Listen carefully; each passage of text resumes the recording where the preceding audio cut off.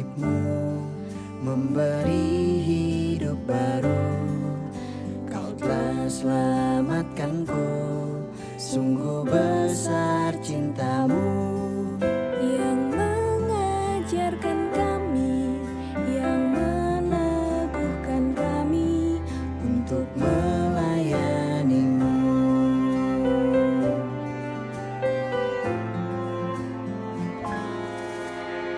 Betapa besarnya anugerah-Mu bagiku, betapa hebatnya hikmat dan kuasa-Mu yang memampukan kami menyatakan nama-Mu, menyatakan kasih-Mu, menyatakan kebenaran-Mu di setiap jalanku. Kristus, Engkau yang ku masyurkan, ku beritakan dalam setiap nafas hidupku. Kristus, Engkau yang ku muliakan, ku ceritakan dalam setiap karya tanganku. Ku rindu setiap lidah, ku rindu semua bangsa menyembah-Mu. Christ we proclaim,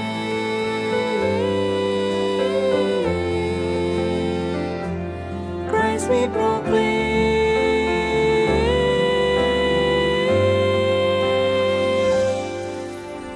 Betapa besarnya anugerah-Mu bagiku, betapa hebatnya hikmat dan kuasa-Mu yang memampukan kami menyatakan nama-Mu, menyatakan kasih-Mu, menyatakan kebenaran-Mu di setiap jalanku.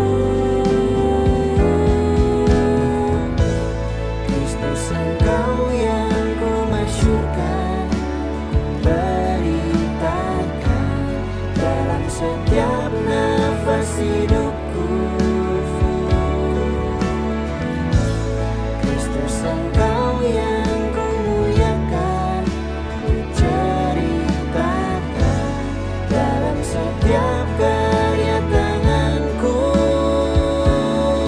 Ku rindu setiap lidah, ku rindu semua bangsa menyembah-Mu. Christ we proclaim.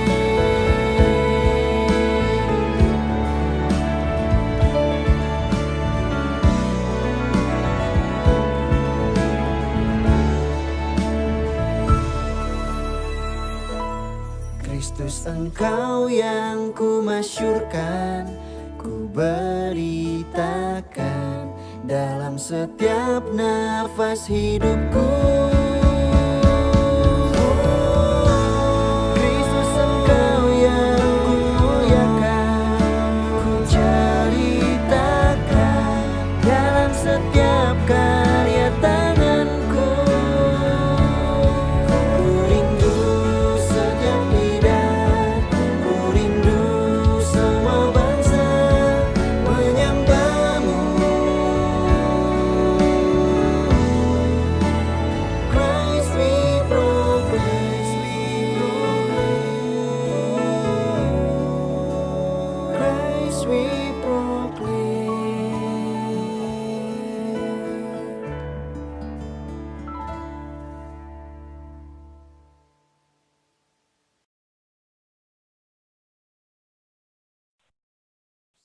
Halo Bapak Ibu, selamat siang.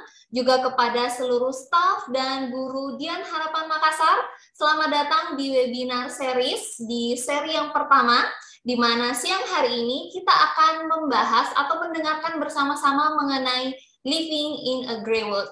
Apakah kita mengetahui yang benar dari yang salah? Apakah kebenaran mutlak itu ada? Mari Bapak Ibu kita menolong anak-anak kita untuk boleh makin teguh, makin dikuatkan dalam menghadapi budaya yang tidak mengenal Tuhan atau di tengah budaya yang tidak mengenal karakter ilahi. Di tengah-tengah kita bersama sudah ada Pak Benjamin Poli yang akan menjadi pembicara dalam webinar series kita, dan saya akan membacakan riwayat dari beliau. Pak Benjamin Poli menyelesaikan program sarjana atau S1 jurusan Administrasi Bisnis di Western Illinois University, USA. Kemudian beliau melanjutkan program pasca sarjana atau S2 dalam bidang studi lintas budaya di Columbia Bible College and Seminary, USA. Beliau juga pernah mengajar Bible Studies, bisnis, dan karakter building, serta menjadi kepala sekolah di Sekolah Pelita Harapan Lipo Village dan Head of School di IPK International School. Dahulu Pak Benjamin pernah menjadi youth pastor, tetapi saat ini sudah ditabiskan sehingga beliau adalah seorang evangelis yang melayani di First Evangelical Church of San Gabriel Valley in Rosemead, California, USA. Dan saat ini beliau sedang melanjutkan program doktoral dalam bidang pendidikan di Biola University, California, USA. Beliau mempunyai seorang istri, Ibu Endang, dan juga 2 orang anak, putra-putri, yaitu Nadia dan Aaron, di mana keduanya sudah berkeluarga. Nah, Bapak, Ibu, dan seluruh peserta webinar, siang hari ini saya juga akan mengundang Ibu Linda selaku Head of School Sekolah Dian Harapan Makassar untuk membuka webinar series kita serta memimpinnya di dalam doa pembukaan. Saya persilahkan kepada Ibu Linda. Terima kasih, Miss Ida. Bapak Ibu selamat siang.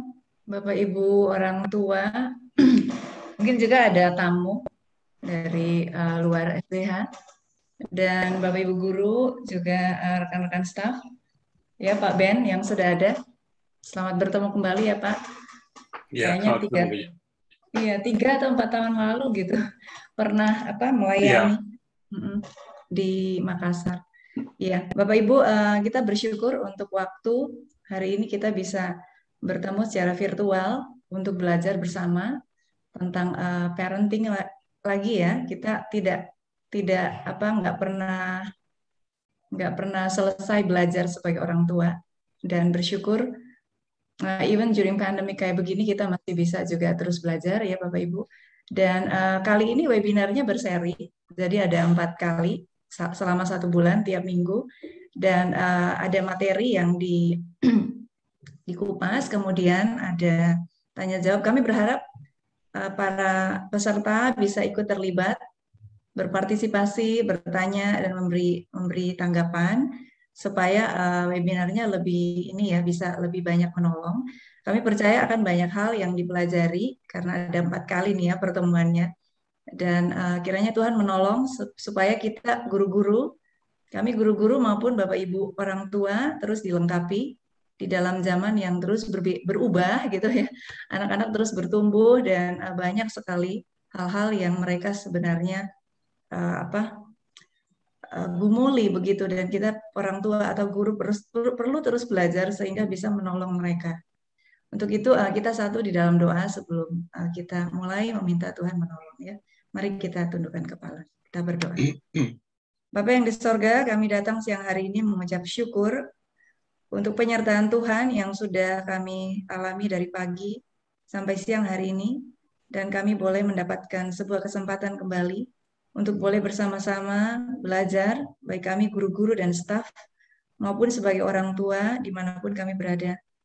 Sebuah kesempatan yang berharga untuk kami boleh terus belajar bersama-sama, sehingga kami boleh mengerti tentang kondisi yang ada, yang terkhususnya anak-anak kami hadapi dalam kehidupan remaja mereka, sehingga kami bisa dimampukan dan dilengkapi terus-menerus untuk bisa mendampingi mereka dan menolong mereka, Tuhan. Terima kasih Bapak, kami berdoa buat Pak Ben yang akan menyampaikan materi. Tuhan tolong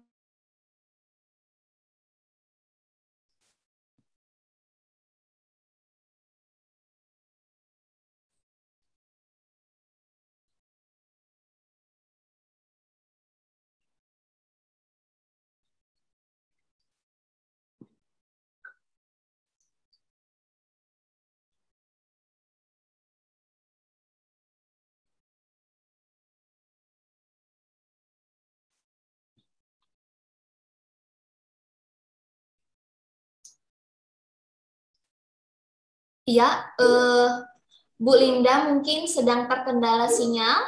Saya akan meminta kesediaan Sir George. Apakah Sir George ada? Oh, oke. Sir George bersama kita. Sir George boleh memimpin kita dalam doa pembukaan, Sir? Sekali lagi, Sir.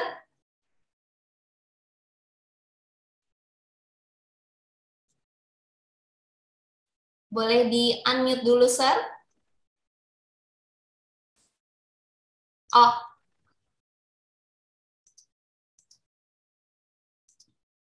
tim IT boleh menolong untuk unmute Sir George? Oke, thank you. Ya, sudah. Terima kasih, Miss Frida. Bapak Ibu, mari kita kembali berdoa mengawali webinar series pada siang hari ini ya. Mari kita bersatu dalam doa. Tuhan, terima kasih untuk waktu ini Tuhan. Satu kesempatan yang berharga di mana kami boleh kembali belajar, dan pada saat ini ya Tuhan, satu kesempatan yang luar biasa juga karena Pak Ben akan memberkati kami melalui webinar ini. Biarlah ya Tuhan, melalui webinar series yang pertama ini dengan topik Facing Your Giants, itu membantu kami orang tua bisa nanti semakin diperlengkapi dengan materi ini, dan hal itu akan membantu kami untuk mendidik anak-anak kami.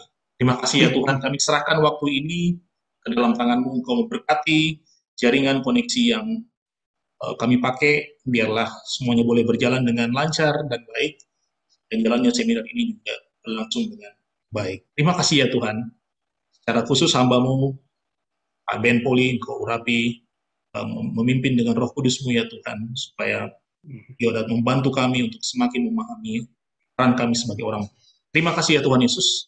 Serahkan waktu ini ke dalam tangan-Mu. Dalam nama-Mu kami sudah berdoa dan bersyukur. Amin. Amin. Oke, thank you Sir George. Nah, Bapak Ibu dan peserta webinar, sebelum kita lanjut, saya ingin mengingatkan satu hal, bahwa nanti selama pemaparan materi oleh Pak Benyamin Poli, Bapak Ibu yang punya pertanyaan, silakan langsung menuliskan di kolom chat, karena nanti saat sesi tanya jawab kita akan membacakannya, saya akan membacakannya untuk bisa dibahas bersama-sama. Tanpa berlama-lama lagi, waktu selanjutnya saya serahkan kepada Pak Ben Poli. Silakan Pak. Baik, terima kasih Bu Ida. Selamat siang Bapak Ibu sekalian, guru-guru yang dikasih oleh Tuhan Yesus, dan juga untuk kesempatan yang saya bisa dapatkan pada hari ini. Di Los Angeles saat ini sudah malam hari ya, jadi jam 11 malam lewat, tapi saya ucap syukur kesempatan indah ini saya tidak melewatkan begitu saja. Pada hari ini, seri pertama yang kita akan bahas yaitu Living in the Grey World.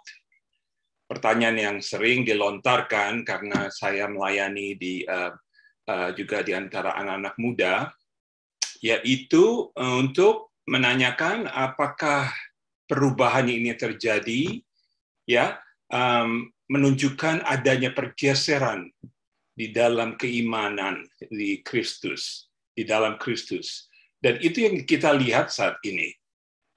Oleh sebab itu, saya akan mulai hari ini dengan mengajak Bapak Ibu sekalian untuk membuka firman Tuhan, dan kita akan membahasnya sebagai awal pembicaraan kita. Yaitu diambil dari 2 Timotius pasal 3 ayat 1-5. Saya tunjukkan di screen, yaitu di dalam bahasa Inggris, tapi saya di sini bisa membacakan dalam bahasa Indonesia, dan Bapak Ibu sekalian bisa mengikutinya ya. 2 Timotius pasal 3 ayat 1-5. Keadaan manusia pada akhir zaman. Ketahuilah bahwa pada hari-hari terakhir akan datang masa yang sukar. Manusia akan mencintai dirinya sendiri dan menjadi hamba uang. Mereka akan membual dan menyombongkan diri. Mereka akan menjadi pemfitnah. Mereka akan berontak terhadap orang tua dan tidak tahu berterima kasih, tidak mempedulikan agama, tidak tahu mengasihi, tidak mau berdamai, suka menjelekkan orang, tidak dapat mengekang diri, garang, tidak suka yang baik, suka mengkhianat, tidak berpikir panjang, berlagak tahu, lebih menuruti hawa nafsu daripada menuruti Allah. Secara lahiriah mereka menjalankan ibadah mereka, tetapi pada hakikatnya mereka memungkiri kekuatannya. Jauhilah mereka itu. Satu peringatan yang benar-benar relevan dengan apa yang saat ini kita hadapi di dunia ini. 2000 tahun yang lalu, surat ini dituliskan dan diberikan oleh Paulus kepada seorang muda yang bernama Timotius. Dan Timotius ini menyampaikan pemberitaan ini semua kepada kita, kepada jemaat, dan juga saat ini kepada kita. Bahwa ketahuilah pada hari-hari terakhir akan datang masa yang sukar. There will be terrible times in the last days. Dan dituliskan seperti apa kondisi manusia. Dan Bapak Ibu sekalian bisa menggarisbawahi kondisi ini. Dan apakah ini terjadi di dalam dunia yang saat ini kita hidupi? Jawabannya ya. Berarti firman Tuhan ini benar. Dan firman Tuhan ini menunjukkan kebenaran. Bahwa manusia akan mencintai dirinya sendiri dan menjadi hamba uang.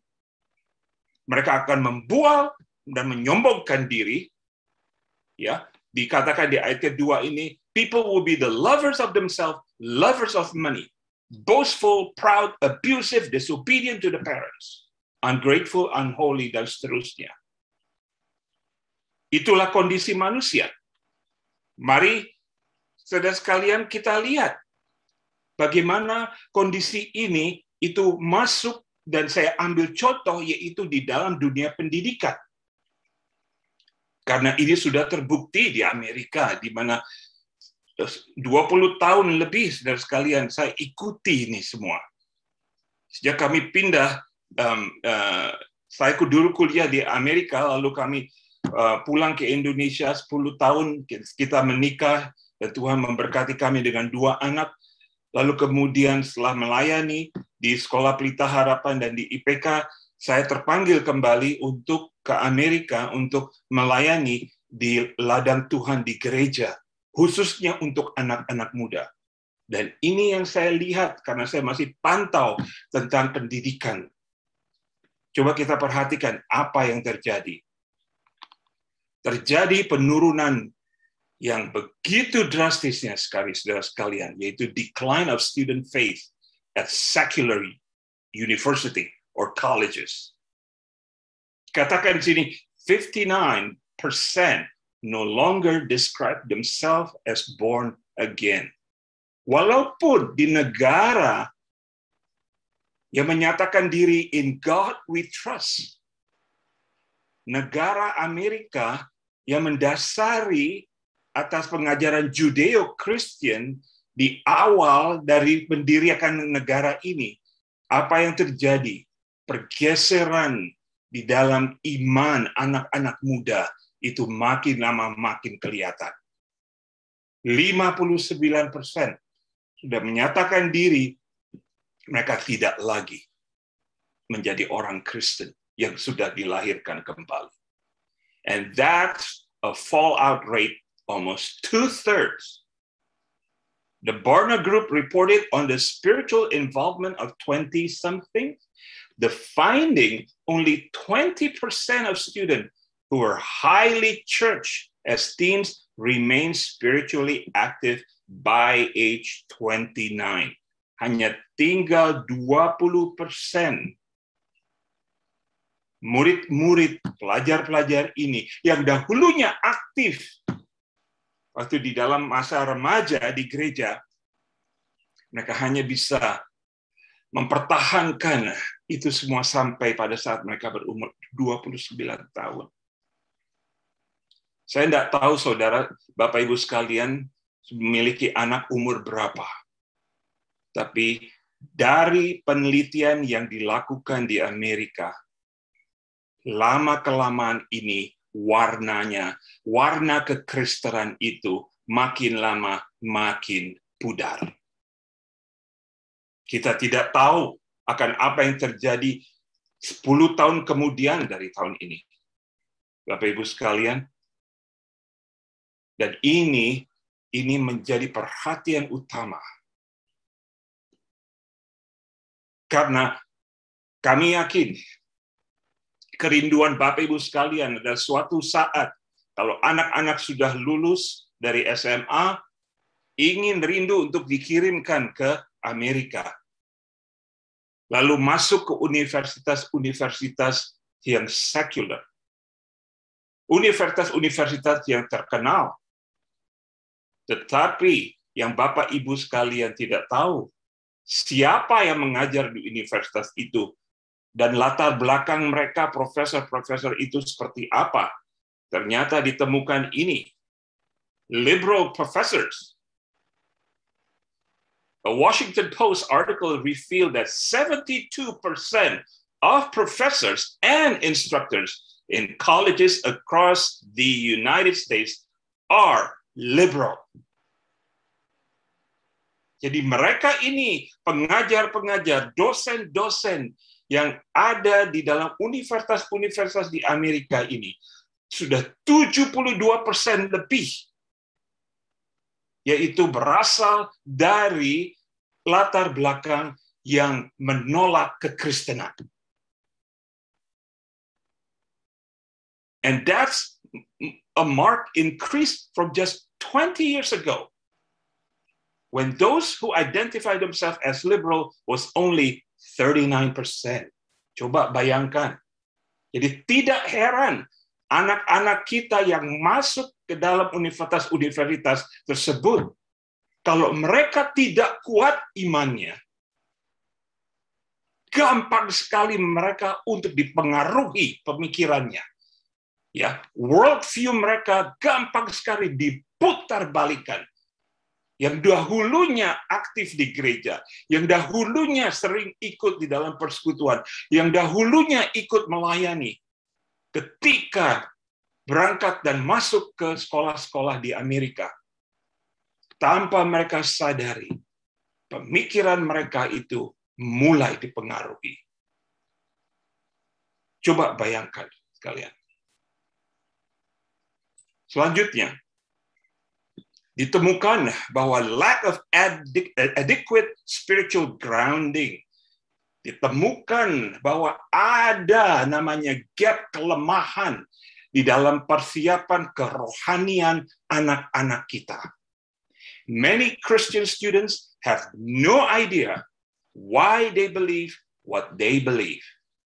When asked to defend the Christian faith against direct or indirect challenges, they're not, or dikatakan they are unable to do so. Coba bayangkan. Mereka tidak bisa menjelaskan mengapa mereka percaya bahwa dunia ini ketika diciptakan oleh Allah. Dan kita manusia ini, manusia yang diciptakan segambar dan serupa dengan Kristus, dengan Allah. Lalu Allah menciptakan manusia ini, laki dan perempuan. Tapi kemudian ketika mereka masuk ke dalam universitas, mulai diajarkan oleh profesor-profesor yang liberal ini, mereka mulai di brainwash. Dennis Prager, pendiri dari Prager University, dia adalah orang Yahudi Amerika, mengatakan demikian, bahwa universitas, colleges, and university in the United States are the temple of the pagan world. The temple of the pagan world. Coba saudara bayangkan, itu tempat universitas menjadi ladang, ya, yang dipakai oleh profesor-profesor yang liberal ini untuk menggiring anak-anak ini yang mulai diombang-ambingkan dengan pengajaran mereka, ya, untuk bisa menyembah akhirnya ke Allah yang dunia sembah. Dr. John MacArthur, mengingatkan kepada anak-anak muda beberapa minggu yang lalu. Dia katakan ada 2 hal penting yang nanti saya akan tunjukkan kepada Bapak Ibu sekalian untuk kita ajarkan kepada anak-anak kita. 2 hal penting. Yaitu yang pertama, itu personal conviction. Personal conviction. Artinya apa? Artinya yaitu kesadaran di dalam diri masing-masing manusia. Ya. Yaitu dia percaya. Mengapa dia percaya bahwa Yesus itu satu-satunya Tuhan dan Juru Selamat? Ya. Lalu mengapa dia bisa percaya bahwa manusia diciptakan oleh Tuhan ada dengan dua jenis kelamin, yaitu pertama manusia laki-laki dan manusia perempuan. Secara biologis itu sudah dibuktikan. Dan mereka percaya bahwa itu akan terus berlangsung. Walaupun zaman berubah, walaupun kultur sudah berubah, tapi apa yang dikatakan oleh Tuhan itu tidak akan berubah. Itu adalah personal conviction. Karena apa? Karena mereka akan menghadapi pengajaran-pengajaran yang memutarbalikkan semua itu. Karena itu sudah masuk di dalam pengajaran di Amerika. Bahkan itu sudah masuk dari 20 tahun yang lalu, Bapak Ibu sekalian.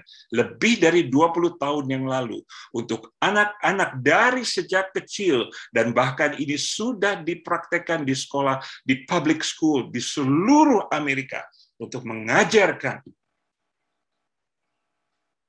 yaitu bahwa di dalam dunia ini tidak hanya 2 jenis kelamin.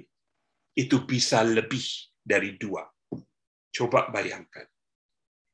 Alkitab jelas mengatakan, in the beginning, God created Adam and Eve, not Adam and Steve. Itu sudah jelas. Tapi itu diputarbalikkan.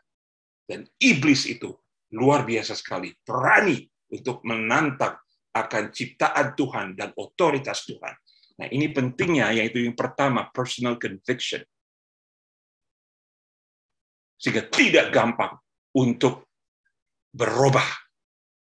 Yang kedua, yaitu anak-anak muda, ya, anak-anak itu harus diajarkan to think Christianly and to think critically.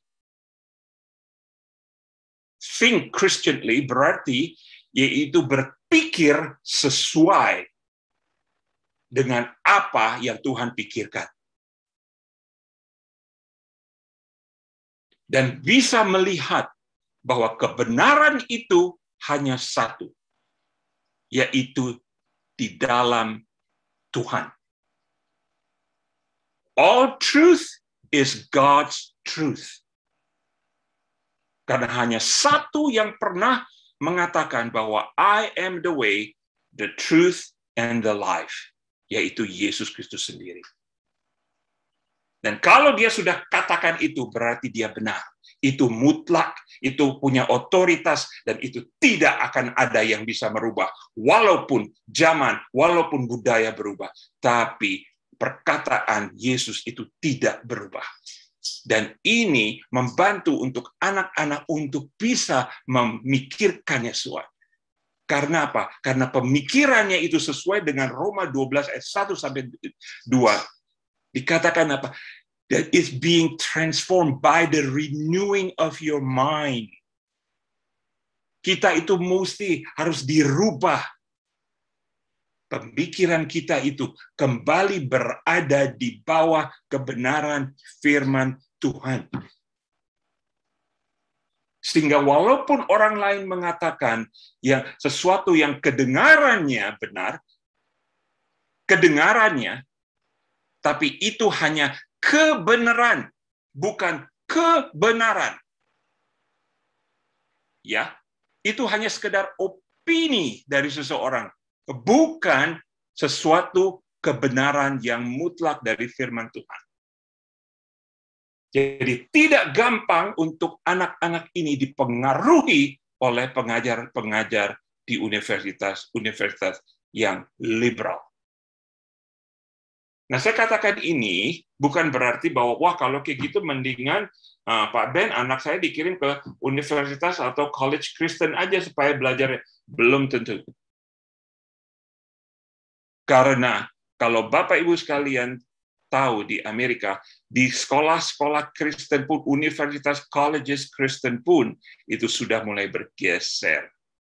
Sudah mulai menerima dosen-dosen yang mengakui tentang homoseksuality. Sudah bisa menerima dosen-dosen yang mendukung akan pergerakan LGBTQ. Mengakibat, apakah saudara kaget dengan hal ini? Tidak usah kaget, karena itu memang dikatakan oleh firman Tuhan tadi, pada hari-hari terakhir ini akan terjadi di dalam kehidupan setiap manusia. Jadi ini bukan satu hal yang baru. Saya tidak akan bahas terlalu banyak untuk hal-hal ini, karena saya tahu saya punya waktu cukup singkat. Ya, jadi saya nanti untuk minggu depan saya akan coba untuk bahas lagi bagaimana kita bisa bantu anak-anak kita untuk persiapkan mereka untuk menghadapi akan tantangan ini. Ya, on facing the giants hari terakhir itu pun saya akan bahas. Tapi mari kita lanjutkan tentang hal ini. Saya pakai ini bahan-bahan ini di gereja kami karena gereja kami adalah Chinese speaking church. Kami punya 3 jemaat, yaitu jemaat Mandarin yang kebanyakan dari Taiwan dan mainland China. Kami punya jemaat Cantonese yang berasal dari Hong Kong, dan juga kami punya jemaat bahasa Inggris atau American Born Chinese. Oleh sebab itu, setiap kali saya membawakan parenting class bersama dengan istri, saya selalu pakai ada bahasa Chinese. Kalau Bapak Ibu sekalian ada yang mengerti, puji Tuhan. Ya, tapi ini apa yang kita katakan ini sesuai dengan apa yang Tuhan firmankan. Ya, ini perintah Tuhan apa? Ada 2 hal. Yang pertama, keep my commandments. Pegang perintah-perintahku, aturan-aturan aku. Itu perintah Tuhan. Yaitu hal ini menyangkut apa? Obedience. Obey. To obey is better than sacrifice. Ya, karena apa? Keadaan manusia pada akhir zaman itu akan condong dari Tuhan. Ya, mereka akan membual dan menyombongkan diri, mereka akan menjadi pemfitnah, mereka akan berontak terhadap orang tua dan tidak tahu berterima kasih, tidak mempedulikan agama. Bukankah itu adalah contoh-contoh jelas? Jadi mereka adalah orang-orang yang tidak mau berpegang pada perintah Tuhan lagi. Sehingga tidak mau tunduk kepada Tuhan dan melawan Tuhan. Mereka hanya menuruti hawa nafsu dan tidak menuruti Allah. Secara lahiriah mereka menjalankan ibadah mereka, tetapi pada hakikatnya mereka memungkiri kekuatannya. They do not keep my command. Sedangkan perintah Tuhan apa? Pegang perintah-perintahku. Taati perintah-perintahku. Jangan kompromi terhadap perintah-perintahku. Yang kedua, ajarkan perintah-perintahku itu kepada anak-anakmu. Jadi ini perintah tidak berubah dari sejak awal sampai hari ini, Bapak Ibu sekalian. Dan ini firman Tuhan sudah akan menjelaskan kepada kita. Sebab apa? Kalau kita tidak lakukan gitu, makin lama manusia akan makin melawan akan kehendak Tuhan. Dan ini sudah terbukti. Kalau kita kembalikan ke ayat tadi, dikatakan yaitu apa? Bahwa anak-anak apa? Melawan orang tua, tidak tahu berterima kasih, tidak mempedulikan agama, tidak mau berdamai, suka menjelekkan orang lain, dan seterusnya. Jadi sudah jelas di dalam firman Tuhan, kalau kita tidak mengikutinya, tidak mematuhinya, tidak mengajarkan pada anak-anak, jangan heran keadaan manusia, anak-anak muda itu akan melawan Tuhan. Dan tidak hanya melawan Tuhan, melawan otoritas yang Tuhan sudah berikan, yaitu keluarga. Institusi pertama yang dibentuk oleh Tuhan adalah keluarga. Itu perintah Tuhan. Selanjutnya,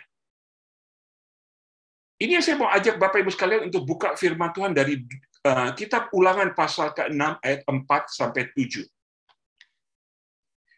Kitab Ulangan pasal yang ke-6 ayat 4-7. Ini adalah perintah Tuhan yang Tuhan berikan melalui hambanya Musa untuk memperingatkan bangsa Israel sebelum mereka masuk ke dalam tanah perjanjian.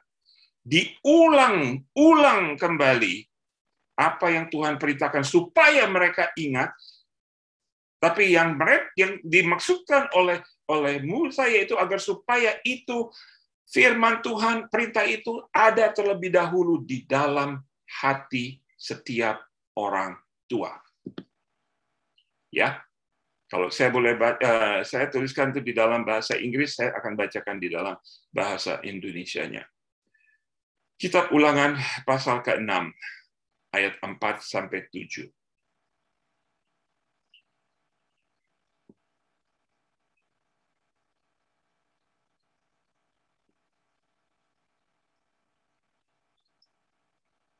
Oke.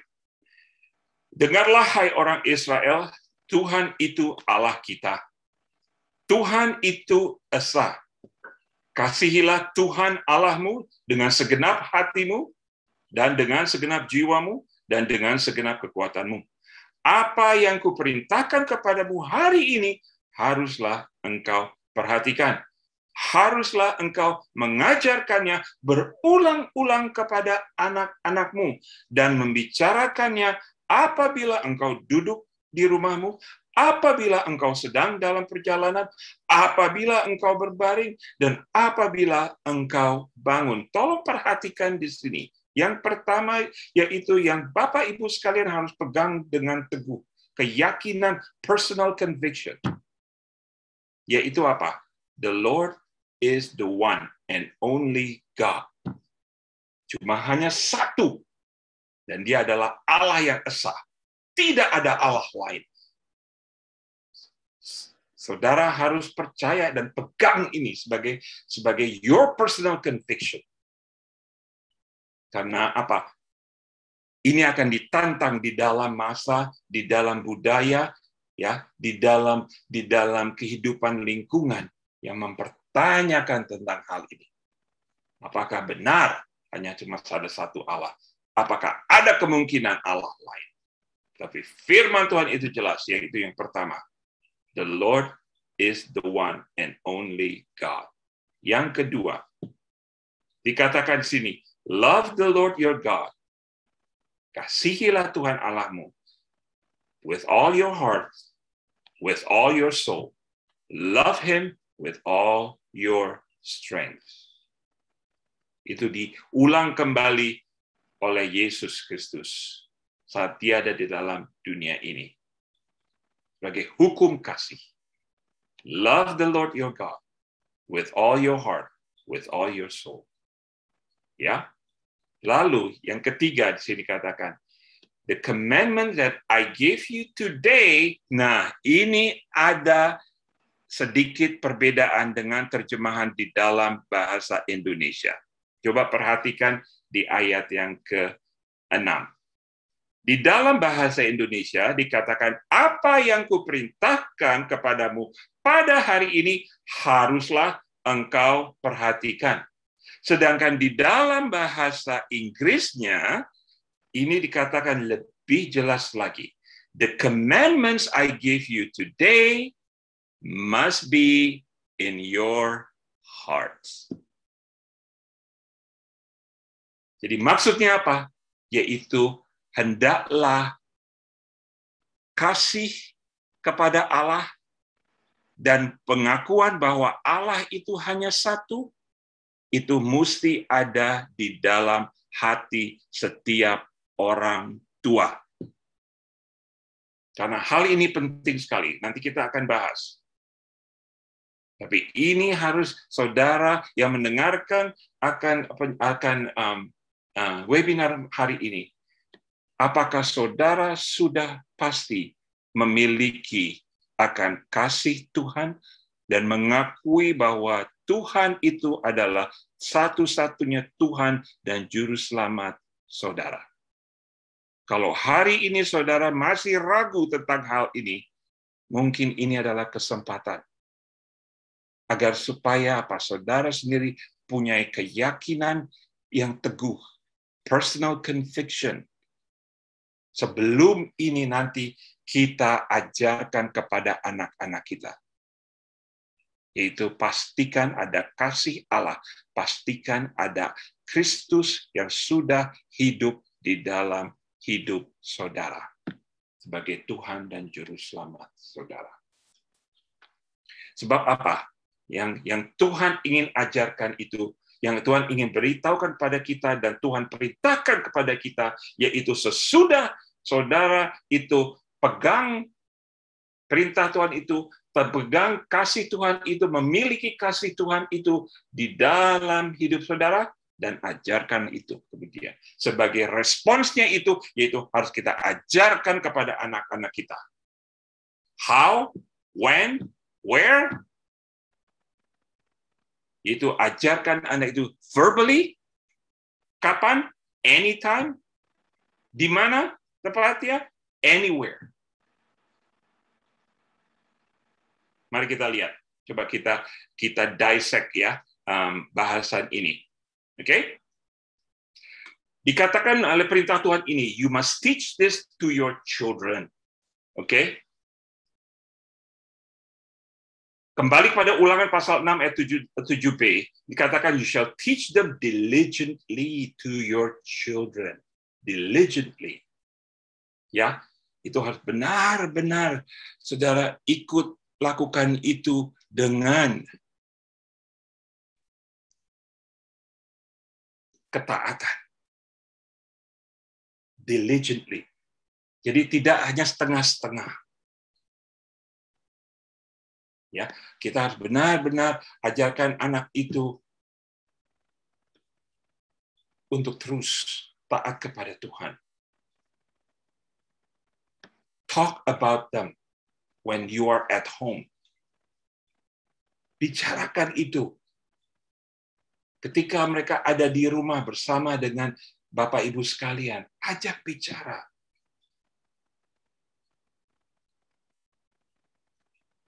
Ketika anak-anak itu makan bersama, buka pembicaraan tentang hal itu. Memang saat ini udah sulit yang kita lihat karena dunia berubah begitu cepatnya. Dengan ditemukannya smartphone, apa yang terjadi Bapak Ibu sekalian? Semua informasi itu kita bisa lakukan in the palm of your hands.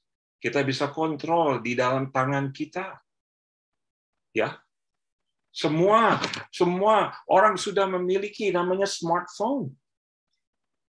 Jadi tidak heran apa yang terjadi ketika kita kumpul bersama anak-anak makan, apa yang kita lakukan? Semua pada pegang smartphone. Ya. Sehingga ketika makan pun sambil mengunyah makanan, tangan kiri atau tangan kanan itu sibuk scrolling atau texting, ya. Jadi secara fisik ada di situ, tetapi secara emosi itu enggak. Nah, tanpa kita sadari, kita pun sebagai orang dewasa, orang tua, itu memberi contoh yang kurang baik. Saya enggak tahu kondisi Bapak Ibu sekalian di rumah seperti apa, ya toh? Tapi saya sudah lihat contoh-contohnya dalam keluarga. Makan pun membawa smartphone. Ya toh? Nah, Dr. Josh McDowell itu menuliskan satu buku yang tentang berjudul itu Disconnected Generation. Dia katakan demikian, Bapak Ibu sekalian. Ya, ini dia tuliskan ini 15 tahun yang lalu, 15-20 tahun yang lalu. Dia prediksikan ini dan ini benar terjadi. Karena apa? Mulai ada namanya perkembangan teknologi yang begitu cepatnya, digital, ya. Lalu dengan adanya smartphone, itu membuat akhirnya koneksi kita itu lebih gampang dan lebih mudah. Tapi apa ya kita bisa perhatikan, ya toh? Right? Sekarang ini dengan teks semua cepat. Ya, nggak perlu lagi telepon, nggak perlu lagi namanya itu bicara lewat telepon, semuanya lewat teks. Ya, dikatakan oleh Dr. Josh McDowell, dia bilang katakan generasi muda itu generasi yang connected electronically, but disconnected emotionally. Nah, ini yang kita temukan dengan anak-anak kita saat ini. Ya, connected electronically, tapi disconnected emotionally. Yang lebih parah lagi, yaitu they are disconnected spiritually. Ya bukan? Perhatikan. Ya kan? Kalau anak-anak, kalau datang ke gereja, dulu kita datang ke gereja bawa Alkitab. Alkitab yang tebal-tebal kita bawa, iya toh? Sekarang, enggak. Yang dibawa apa? Tablet atau smartphone, karena sudah ada Bible app. Ya bukan? Dan ini yang kita temukan, Bapak Ibu sekalian. Kalau di gereja, ya, kalau ada yang bawa Alkitab, lalu Alkitabnya ketinggalan di gereja, itu nggak ada yang nyari. Padahal ada namanya, tapi yang memilikinya itu tidak nyari. Baru nanti seminggu depan atau minggu depannya lagi, itu baru coba untuk tanya apa lihat Alkitab. Itu pun saya yang harus berapa kali untuk proaktif untuk ingatkan mereka, Alkitab kamu ketinggalan. Tapi kalau sampai smartphone-nya ketinggalan di gereja, waduh, telepon saya tuh berdering. Entah itu orang tuanya yang telepon, bapaknya atau ibunya, ya. Itu untuk cari langsung. Kembali ke gereja. Karena smartphone-nya. Tapi Alkitab, tidak dicari. Jadi sudah kelihatan pergeserannya. Ya toh? Talk about them when you walk along the road. Speak about them when you go to bed. And speak about them when you get up. Jangan bicara ke mereka pada saat mereka sudah ngantuk, udah tidur. Tapi setiap waktu, setiap saat, dimanapun Bapak Ibu sekalian berada dan dengan anak-anak, firman Tuhan apa? Teach it to your children. Talk about them diligently to your children.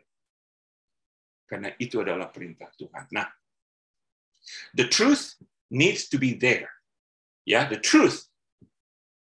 Big T. Ya, people can know truth intellectually and yet fail to respond to it.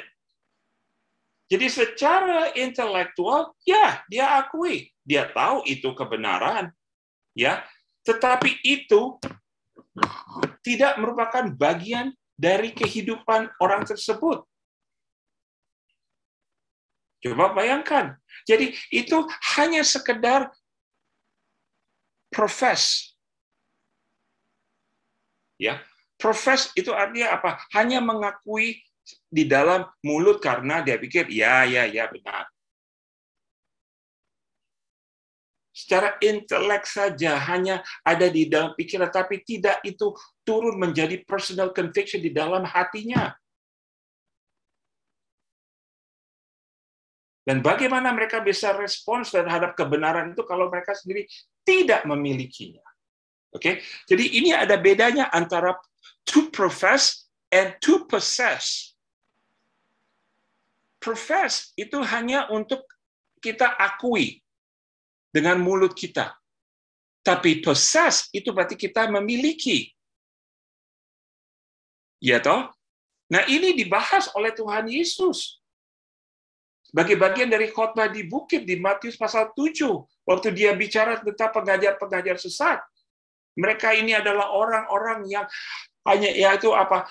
Memakai nama Tuhan untuk mengusir setan, memakai nama Tuhan untuk namanya itu menyembuhkan, melakukan namanya itu keajaiban. They just use that word, profess. Tapi mereka tidak pernah possess, memiliki itu. Sehingga Yesus, yaitu ketika itu mereka mengatakan, panggil nama Tuhan, Tuhan. Bukankah kami melakukan keajaiban ini di dalam namamu? Ya kan, mengusir setan di dalam namamu. Tapi apa jawaban Tuhan Yesus? I never knew you. You evildoer. Tuhan tidak akui mereka. Karena they never possess, they only profess. Jadi, ini yang Dr. John MacArthur mengatakan, yaitu personal conviction. And then think critically and biblically.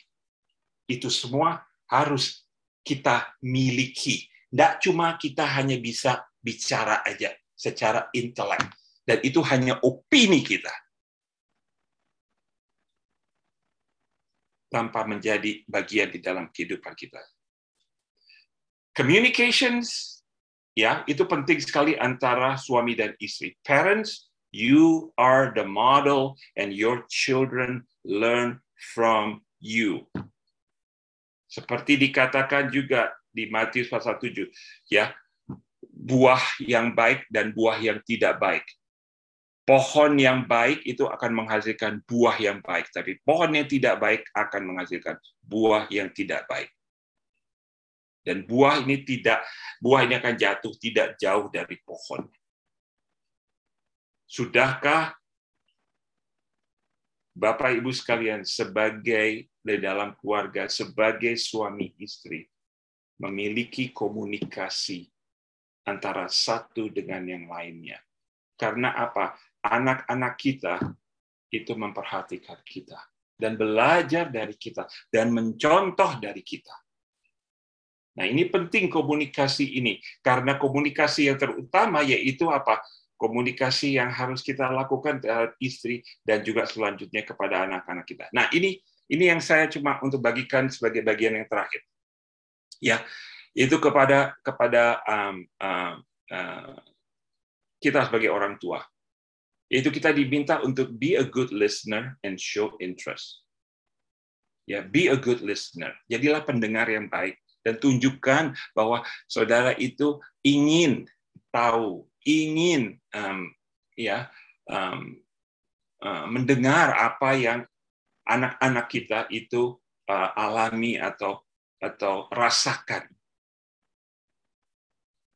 Kita memang kalau kita sebagai orang tua, ya kita mesti bekerja, mesti membantu untuk bisa menghidupi keluarga. Ya, terkadang memang waktu itu begitu singkat sekali, ya tidak banyak waktu, tetapi kalau saudara kembali tadi atas firman Tuhan mengatakan apa? Ya, yaitu kitalah yang diberi tanggung jawab untuk mengajar kepada anak-anak kita. Pasti kalau kita mau minta bantuan Tuhan yang akan bantu kita untuk kita bisa membagikan waktu itu untuk anak-anak kita, to be a good listener and show interest. Yang kedua, yaitu clarify and affirm. Ya, kadang-kadang di dalam kita berkomunikasi baik kepada istri ataupun kepada suami kita, kadang-kadang ada salah pengertian. Nah, itu perlu untuk dijelaskan. Ya, lalu affirm itu berarti kita bisa namanya meneguhkannya. Ya. Kita bisa namanya itu mendukungnya. Bahwa apa yang dikatakan itu benar. Ya, itu penting sekali untuk kita bisa jalani. Nah, no judging and lecturing. Apalagi kita lihat anak-anak ini, ya anak-anak Bapak Ibu sekalian mungkin sudah masuk ke dalam jenjang-jenjang di mana mereka sudah adolescent, ya. Ya, mereka itu masuki masa transisi, oke, waktu mereka dari childhood ke adulthood, ya. Mereka masuk ke SMA, itu mereka sudah mempersiapkan diri untuk masuk ke dalam masa dewasa. Ya, kita mesti perhatikan sekali, hati-hati sekali ketika kita bicara kepada anak-anak kita, agar supaya tidak berkesan bahwa kita itu menghakimi atau namanya lecturing, ya, atau mengasih kayak kasih kuliah gitu, ya. Nah, ini saya mau bagikan, ada cuma hanya beberapa hal ini, tapi saudara perhatikan, quantity and quality are equally important. Ya, timing is everything. Lalu open-end questions, kan, conversation starters itu penting sekali. Open-end questions, ya, kita biasanya kalau dengan anak-anak kita, ya, kalau anak-anak pulang sekolah, kita tanyanya gitu, so how was your day? Ya, how was school? Itu yang very common, kayak gitu loh, ya. Kalau anak-anak kita yang terjadi itu mungkin it's okay, nothing, ya. Jawabannya singkat sekali. Tapi kalau kita coba tanya, so coba ceritain, ya, kenapa teman kamu yang satu itu kok sedih sekali mukanya waktu tadi kita jemput di sekolah? Itu sebagai salah satu contoh dari open-end questions. Ya, memberi kesempatan untuk kita bisa dengar apa yang anak kita akan ceritakan. Jadi ini yang kita bisa ambil untuk kita bisa coba di dalam rumah kita. Nah, communications with God is very critical. Yang nanti ini saya akan bahas di sesi yang ketiga, yaitu parenting by prayer. Ya, saya akan memberikan beberapa contoh bagaimana Bapak Ibu sekalian bisa memakai resources yang saya pakai dengan istri sampai hari ini. Kita masih pakai itu semua, ya, agar supaya kita bisa punya tools, ya, punya alat di tangan kita untuk mengajarkan ini kepada anak-anak kita. Dan ini semua dimulai dari kita. Jadi ambillah waktu, kesempatan Bapak Ibu sekalian untuk tiap hari renungkan firman Tuhan. Ya, itu pentingnya waktu saat teduh. Karena itu waktu kita berbicara dengan Tuhan secara pribadi. Dan kalau anak-anak ini melihat papa mamanya, ya, tiap pagi duduk bersama, berdoa, membaca Alkitab bersama. Lalu kita ajarkan itu kepada anak-anak kita. Pasti Tuhan yang akan memenuhi janjinya kepada kita dan menjaga anak kita, menjaga pikirannya, menjagakan hatinya sehingga tidak gampang, ya, untuk dipengaruhi oleh ajaran-ajaran dunia. Sehingga hidup anak kita, seperti apa yang Tuhan ceritakan, itu bisa menjadi terang dan garam di dalam dunia ini. Man must not live only on bread. He must live on every word that comes from the mouth of God. Itu di Matius pasal 4 ayat 4. Manusia tidak hanya hidup dari roti, tapi dari setiap perkataan yang keluar dari mulut Allah. Saudara sekalian, ini penting. Karena makin lama makin banyak orang yang menolak akan kebenaran Tuhan. Biarlah mulailah hari ini. Tidak ada namanya waktu yang katakan sudah terlambat. No, kita bisa mulai hari ini. Mulailah percakapan itu dengan Tuhan. Oke? Jadi, children must know and see that you have it. You possess it. Not only just profess it, but you possess it. Ya, itu penting sekali. Before your kids will listen and follow your instruction, he or she needs to know you believe your own words. Do what you preach. Do what you say and say what you do. Jadi tidak namanya itu membuat mereka menjadi bingung. Tapi biarlah firman Tuhan, kebenaran firman Tuhan itu hari demi hari sebagai hasil pembicaraan komunikasi saudara dengan Tuhan itu akan membantu anak kita pun untuk bisa selanjutnya menjadi pelaku-pelaku firman karena mereka lihat itu ada di dalam hati dalam keluarga. Baik, saya berhenti. Waktunya sudah. Kalau Bapak Ibu sekalian ada pertanyaan, silakan untuk saya beri kesempatan. Saya kembalikan ke moderator. Ya, terima kasih Pak Ben Poli. Benar ya, waktu kita sebetulnya sudah sangat mepet. Di sini ada 3 pertanyaan yang masuk, Pak. Apakah oke kalau saya membacakan semuanya bisa dibahas? Waktu Bapak gimana? Oke. Ya. Nah, tapi sebelumnya, Bapak Ibu peserta webinar, sebelum kita masuk untuk membahas pertanyaan-pertanyaan yang sudah ada, kita akan menyaksikan secara singkat video mengenai pelaksanaan PPMT dan juga swab antigen yang sudah dilaksanakan di SMP Dian Harapan. Kita saksikan bersama-sama dulu ya, Bapak Ibu. Silakan.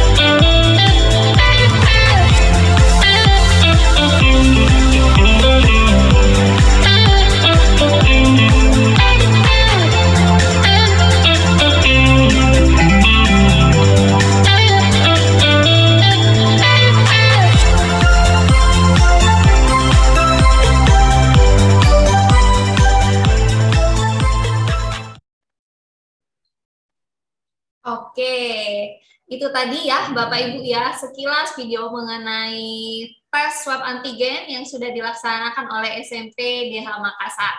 Nah, Pak Ben, saya akan membacakan pertanyaan yang sudah masuk ya, ada 3. Yang pertama, Christians are often considered narrow-minded and intolerant for believing in absolute truth. So, how can we teach our children not to compromise with the world and still have faith in God? Silakan, Pak. Good. Terima kasih. Pertanyaan ini very common. Ya, ini so classic dan pertanyaan ini saya senang sekali. Oke, karena memang ini membuktikan Ya, bagaimana Tuhan itu memanggil kita untuk menjadi garam dan terang dunia. Berarti apa? Kita tidak blending menjadi seperti dunia. Ya, bukan. Ya, sehingga tidak heranlah dunia akan mencap kita sebagai orang yang hanya berpikiran secara terlalu sempit. Itu sebabnya tadi saya katakan pentingnya itu bagaimana kita bisa mengatakan atau mengajarkan tentang kebenaran itu. Nah, itu yang tadi dikatakan seperti yang saya pakai dari Dr. John MacArthur, yaitu dua hal, yaitu personal conviction, lalu think Christianly. Ya, kita harus bisa itu mendapat kebijaksanaan pentingnya itu dari Tuhan, yaitu bagaimana kita bisa mendapatkan kebijaksanaan dari Tuhan itu dengan takut akan Tuhan terlebih dahulu. Jadi apa yang mesti kita lakukan itu pada anak-anak itu, ajarkan anak itu tentang kebenaran. Ya, anak-anak kami waktu masih kecil, yaitu kami ajak berdoa lalu membaca firman bersama. Dari kecil, jadi sudah punya waktu saat teduh, sehingga tidak heranlah satu persatu yaitu mereka terima Tuhan dan saya yang membaptiskan. Ya, yaitu apa? Ajarkan, tahu dulu kebenaran itu. Yaitu kebenaran itu di dalam Kristus, firman Tuhan, dan itu tidak akan berubah. Ya, itu pentingnya harus kita ajarkan itu kepada anak-anak kita melalui saat teduh, melalui berdoa. Ya, lalu juga kita ajarkan kemudian anak kita bagaimana mengimplementasikan kebenaran firman Tuhan. Itu kata yang Deuteronomy chapter 6 itu, saat lagi berjalan, ya, saat lagi sebelum mereka tidur, oke? Ya, saat mereka melakukan kegiatan itu, ajarkan itu kepada anak-anak kita. Jadi dimanapun kita berada, kita melihat ada satu ciptaan. Waktu anak-anak kecil itu mereka suka tanya kan, what is that? What is that? Ya kan? Lalu itu adalah kesempatan kita untuk ajarkan kepada mereka. Ketika mereka melihat ada pohon, ya, saya katakan pada kita, coba ambil di pohon itu ada daunnya kan? Coba lihat, kamu ambil daunnya, cocokkan masing-masing daun. Apakah daun yang persatu dengan daun yang lain itu sama? Kelihatannya pertama itu sama sisinya, tetapi kemudian ketika diteliti lebih nggak ada sama. Itu lalu saya ajarkan pada mereka, itulah ciptaan Tuhan. Tuhan kita tuh Allah yang luar biasa. Bahkan pohon pun, dari satu pohon pun itu bisa mengeluarkan daun yang berbeda. Iya toh? Berarti apa? Setiap ciptaan Tuhan itu unik. Tidak ada yang sama. Jadi itu yang kita mesti ajarkan. Jadi dengan umur mereka yang makin lama makin meningkat, ya kita harus bisa untuk memperlengkapi mereka dengan kebenaran firman Tuhan itu. Tapi tidak kompromi sama sekali. Itu jawabannya. Ya, thank you Pak Ben. Untuk pertanyaan yang kedua ini saya langsung aja Pak. Adakah tips dari Bapak untuk mengenal uni atau college Kristen yang masih memegang visi misi yang benar-benar berpusat pada Kristus atau yang tidak menyeleweng? Ini ada nggak Pak? Silakan. Wah, ini satu pekerjaan rumah yang luar biasa sekali ya. Oke, ini akan makan waktu sekali untuk bisa mengenal akan universitas atau mengenal akan college yang masih mempertahankan kebenaran itu. Ya, nah. Kalau tipsnya yang saya boleh bagikan, yaitu apa? Mulai komunikasi dengan universitas tersebut. Ya, kontak. Sorry ya, saya coba ini. Bentar.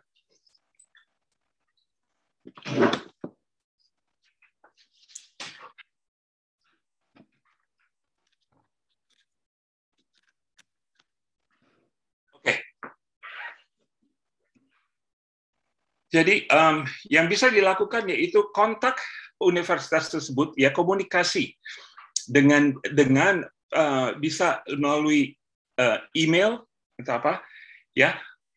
Lalu kita bisa lihat websitenya, oke? Websitenya itu untuk cari tahu pengajaran seperti apa. Nah, memang sekarang ini yang boleh katakan itu kalau dibaca secara umum kelihatannya oke, ya.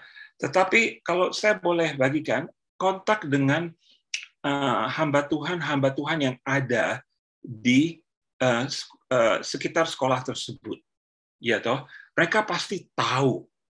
Atau ada teman yang kita tahu seiman, ya, yang mempunyai pemikiran yang sama, gitu. Cari tahu, gitu. Ini universitas ini gimana pengajarannya?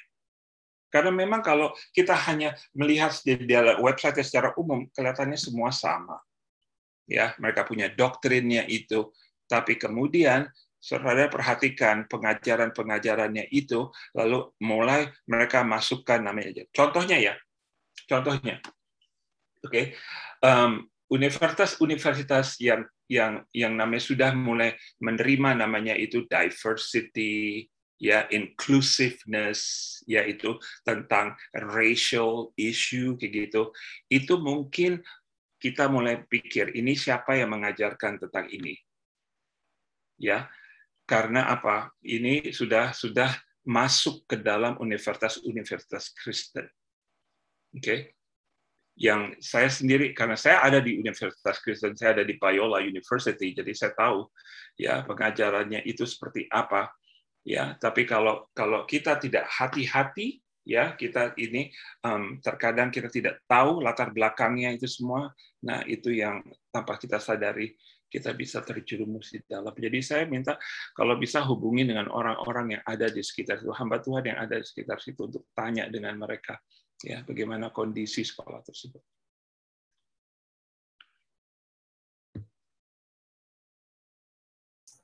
Ya, thank you Pak Ben, dan juga buat parents yang bertanya tentang pertanyaan ini, sebetulnya ketika EduFair yang lalu, ya, biar para audiens yang lain juga tahu, kita bekerja sama, kita juga mengundang pihak Universitas Kristen dari luar negeri. Salah satunya Biola itu, Pak. Dan di situ kita bisa mendapatkan informasi lebih. Visi misi dari uni Kristen tersebut seperti apa, pembelajarannya seperti apa, itu semua dengan jelas disampaikan. Seperti itu ya, Bapak Ibu, Pak Ben, thank you. Nah, ini untuk pertanyaan terakhir nih, Pak. Ini dari guru. Jadi pertanyaannya demikian. Bagaimana jika kita tahu bahwa ada siswa atau anak yang sudah terlanjur setuju dengan pemahaman liberal, misalnya mengenai LGBT. Bagaimana cara kita sebagai guru maupun orang tua membawa dia keluar dari pemahaman tersebut? Silakan Pak. Thank you. Ya, kita dealing dengan anak-anak yang masih dalam masa transisi, ya kan, tadi saya katakan dari childhood ke adulthood. Jadi di dalam masa transisi itu ada pergumulan-pergumulan di dalam pikiran mereka. Ya, saran saya seperti yang saya selama 20 tahun ini sudah menangani cukup lumayan, ya, anak-anak dari gereja yang mengalami pergumulan ini. Jadi nggak heran, ini pun sudah ada di dalam gereja. Ya, anak-anak remaja ini ketika mereka sudah masuk SMA atau apa, mereka bergumul kayak gitu. Mereka merasakan sepertinya mereka itu berbeda dengan yang lain. Nah, tolong ini yang pertama yang kita boleh, kalau anak itu datang kepada kita dan menceritakannya itu kepada kita, ada baiknya seperti yang tadi saya katakan, be a good listener. Ya, be a good listener. Oke, lalu biarkan mereka cerita pergumulan mereka. Oke. Lalu yang kedua, yang kita bisa lakukan itu bersama dengan orang tuanya. Oke. Yaitu coba untuk berdoa. Ya, ini yang nanti saya akan ajarkan di sesi yang ketiga. Ya, bagaimana besarnya kuasa doa itu. Oke. Doa tidak menggantikan namanya itu kegiatan kita, yaitu untuk menjangkau anak ini, ya. Jadi enggak, tapi biarlah kita punya action sama prayer itu berjalan bersamaan. Oke. Nah, yang ketiga yang kita bisa lakukan yaitu bangun satu relasi yang dengan anak tersebut, ya. Jangan sampai relasi ini digoncangkan atau digoyangkan karena ada perbedaan pendapat, perbedaan persepsi, ya, tentang LGBTQ, ya kan? Ya, jadi jangan anak ini lalu kita masukkan kategori, wah ini anak aneh, ini anak sesat, gitu. No. We build the relationship with them supaya apa? Supaya itu namanya they can have trust, ya, trusting issue itu jangan sampai ada di situ. Jadi melalui relasi ini dia bisa memberanikan diri untuk mempercayakan dirinya kepada kita. Jadi itu penting sekali, khususnya dealing dengan anak-anak yang mengalami akan pergumulan ini, ya. Dan ada buku yang dituliskan oleh orang Kristen yang bergumul dalam hal homoseksuality itu dituliskan oleh Dr. Christopher Yuan. Oke. Bisa dicatat itu namanya Christopher Yuan. Yuan tuh spellingnya Y-U-A-N. Oke. Dia adalah orang yang mengerti tentang pergumulan ini karena dia sendiri itu, ya, sebelumnya itu mengaku bahwa dia itu lebih menyukai laki-laki daripada perempuan. Ya, jadi ini buku dia tuliskan berdasarkan pengalaman dia dan bagaimana dia sampai hari ini bisa akan melakukan bisa keluar dari hal ini. Ya, jadi dari bukunya itu, saudara sekalian, Far Country itu tulisannya. Bulan Juli tahun depan saya undang itu Dr. Christopher Yuan untuk menjadi pembicara di konferensi kita yang khusus membahas tentang gender identity, ya, homosexuality, ya, LGBTQ movement, itu semua kita akan bahas di situ dari prinsip biblical, ya. Jadi itu saya kata penting sekali. Jadi jangan terlalu langsung anak itu dihotbahin atau di judging, ya. Oke, dengar baik-baik. Bangun itu namanya itu doa, ya. Lalu kemudian bangun itu relasi supaya ada trust. Dari situ biarlah mereka, Tuhan yang merubah kehidupannya, Tuhan yang menjamah dia, tapi tunjukkan kasih Tuhan kepada dia. Ya, jangan diasingkan, jangan dianggap anak aneh gitu, tapi rangkul dia. Oke, bukan berarti bahwa kita setuju dengan itu, ya. Jangan. Oke. We never compromise. We love them, but we do not condone their lifestyle. Oke, lifestyle-nya itu bukan yang Tuhan itu bertolak belakang dengan apa yang Tuhan ajarkan. Tapi tunjukkan kasih Tuhan itu kepada anak tersebut sehingga suatu saat dia itu bisa berbalik. Itu aja. Iya. Terima kasih banyak Pak Ben Poli. Di sana sudah hampir tengah malam ya Pak ya. Terima kasih untuk waktunya. Ini udah kelewat banyak. Tapi thank you sekali lagi Pak Ben Poli, juga kepada Bapak Ibu seluruh peserta webinar yang sudah setia mengikuti dari awal sampai sore hari ini ya. Ini juga saya yakin tidak mudah mengatur waktu buat Bapak Ibu di tengah kesibukan Bapak Ibu, tetapi ketika Bapak Ibu mempunyai beban untuk mendengarkan ini, untuk kebaikan keluarga anak-anak bersama, itu luar biasa Bapak Ibu. Saya yakin kita semua sangat terberkati di seri webinar yang pertama sore hari ini. Nah Bapak Ibu, sebelum kita menutup webinar kita sore hari ini, saya punya dua pengumuman. Yang pertama, akan ada link feedback di kolom chat. Jadi saya mohon Bapak Ibu seluruh peserta webinar untuk mengisinya. Dan yang kedua, di minggu depan, di jam yang sama dan juga hari yang sama, Kamis 11 November, kita akan bertemu lagi di webinar series yang kedua, di mana di situ kita akan membahas mengenai Preserving a Family Connection. Mungkin kalau ada flyernya bisa ditampilkan ya oleh tim IT. Jadi Bapak Ibu jangan sampai ketinggalan. Boleh daftar dulu sehingga minggu depan di waktu yang sama pukul 2 kita akan bertemu kembali bersama Pak Ben Poli untuk mendengarkannya lebih lanjut. Nah, terakhir nih Pak Ben Poli, bisakah Bapak memberikan closing statement mengenai topik webinar kita sore hari ini sekaligus menutupnya di dalam doa, Pak? Baik, terima kasih. Saya rasa kita kembali kepada basic iman Kristen kita, ya, yaitu relasi kita dengan Tuhan Yesus. Oke, dan terus berkomunikasi dengan Tuhan. Jangan sampai komunikasi itu terputus karena kesibukan kita, ya, karena apa yang kita lakukan di dunia ini. Terus komunikasi dengan Tuhan, ya. Ambil waktu untuk bersaat teduh, untuk renungkan firman Tuhan siang dan malam, saudara. Benar-benar saat ini kita masuk di zaman yang bertolak belakang dengan apa yang Tuhan katakan. Dan ini yang terjadi, yaitu anak-anak kita itu menjadi sasarannya. Oke, sebab itu pentingnya orang tua untuk menguatkan dirinya terlebih dahulu, lalu juga menguatkan anak-anak kita. Mari kita berdoa. Oh Tuhan, Kau Allah yang baik. Kau tahu kondisi dan situasi yang kami alami saat ini. Pribadi demi pribadi tempat ini, Tuhan. Tuhan, Kau tahu isi hati kami, pergumulan masing-masing dari kami di tempat ini.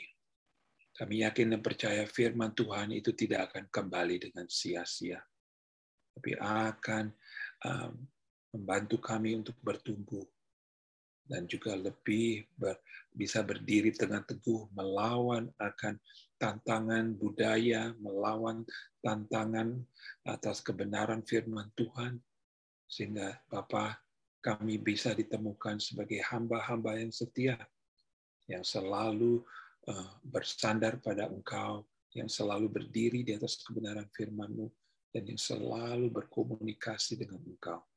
Kembalikan kami ya Tuhan, pada hubungan kami bersama dengan Tuhan, dan bersama juga dengan keluarga dan anak-anak kami. Berkati kami semua yang sudah hadir pada kesempatan ini, Engkau berkati dan jaga pelihara mereka. Biarlah minggu depan kami dapat bertemu kembali untuk belajar lebih dalam lagi kebenaran firman Tuhan. Di dalam nama Tuhan Yesus Kristus, Tuhan dan Juru Selamat kami yang hidup, kami sudah berdoa dan mengucap syukur. Amin.